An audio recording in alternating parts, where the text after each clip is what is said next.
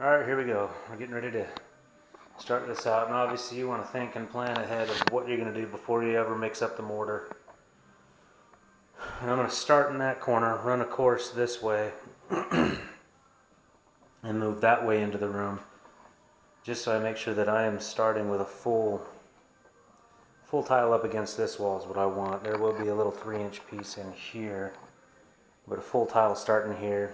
I'll notch a tile here. I'll get that notched before I even start. And that way I can lay that full course down. I'm going to cut some random sizes like 4-inch and then 6-inch, and then use those to randomize the joints just like you would for a plank wood flooring, and just move it on into that room and take it on around. Thinking about the walls and stuff, I may not do the walls until tomorrow, which means it won't be till probably tomorrow night or so that I'm actually grouting everything. But this one I've decided to go with little 1/8 inch spacers, a lot smaller than I normally do. I usually do 3/16 on the bigger tiles and stuff, but with this one I'm going to do 1/8 just so I have a tighter grout line, make it look a lot more like a plank wood flooring. But yeah, between these two rooms is a full bucket of this red guard. I'm about ready to go. This is probably going to be the hardest part, is these penetrations in the floor. Going around here too, so I'll show you a little bit about how I go about those kinds of things. These are easy enough because they're under the cabinetry, never going to be seen. That one's behind a toilet, so it'll be somewhat seen, but not really. So I'll take care of that too. But yeah, I'm going to start cutting. Obviously I've made my marks on my tile. I know where I've got to make that notch for the wall comes out. Just got to line all that out with a square. Alright, for things like this I do like to dry fit. And this is how I'm going to get well, it's not really a random pattern, but it is a pattern enough that'll break up the joint lines. So I did some 4-inch cuts and some 8-inch cuts. And then obviously the long sides of those. I'm going to put all the cut side against the wall, so I got factory edge out here.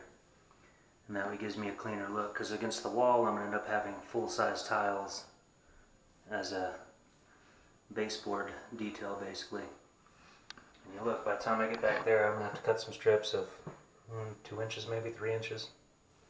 Because these gaps obviously aren't right.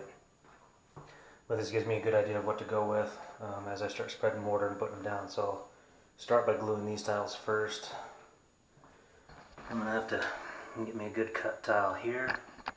So I'll probably take just one tile. This actually works out pretty good where it sits front and back of the flange.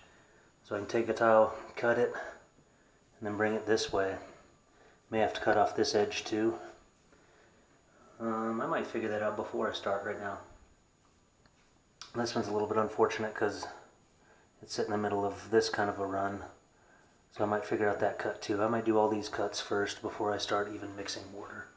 Get all this laid out. And then wait. I'm going to wait to do that strip in the back until I've actually got all these glued down.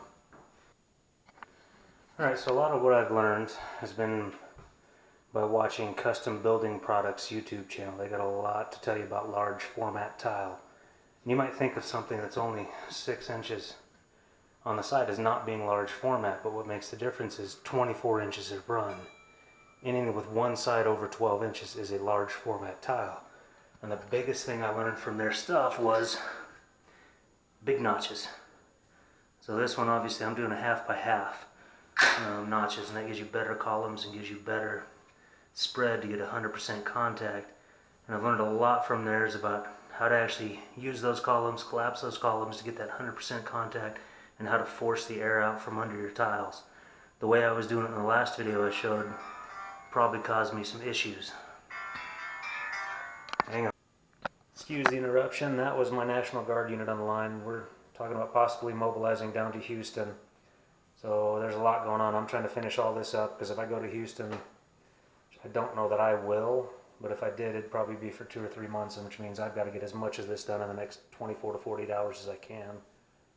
But yeah, things are interesting. I mean, that's what I joined the National Guard for. But you know, let's get to work here. But like I was saying, Custom Building Products YouTube channel, check them out. Lots to tell you about, lots to show you about why you do certain things you do in tile. And this red guard is their product. So I spent a lot of time.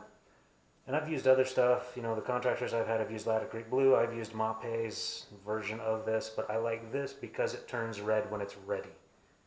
But yeah, so one of the things they also talk about is for large format tiles to get 100% coverage and to get very good stick, you do need to back butter, but the way I was back buttering was wrong. You want to do on the back side of the tile when you back butter, you want to just screed it on flat and then do the columns down on your floor and then squeeze it on in so that the columns collapse and you get 100% contact between your floor and your tile. Let me get going here and I'll show you what that's looking like.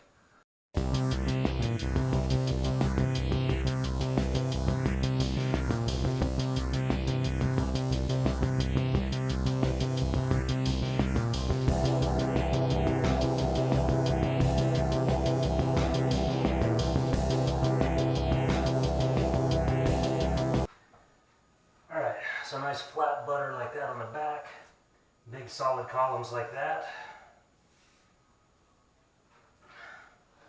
And you want to plop it on in there and go back and forth and squeeze it so you know it's collapsed.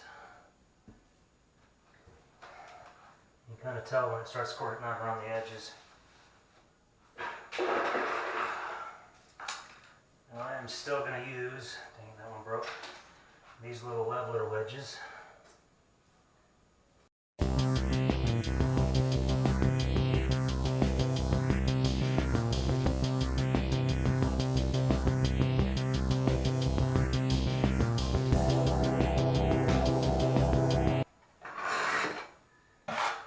A little margin trowel like this is indispensable.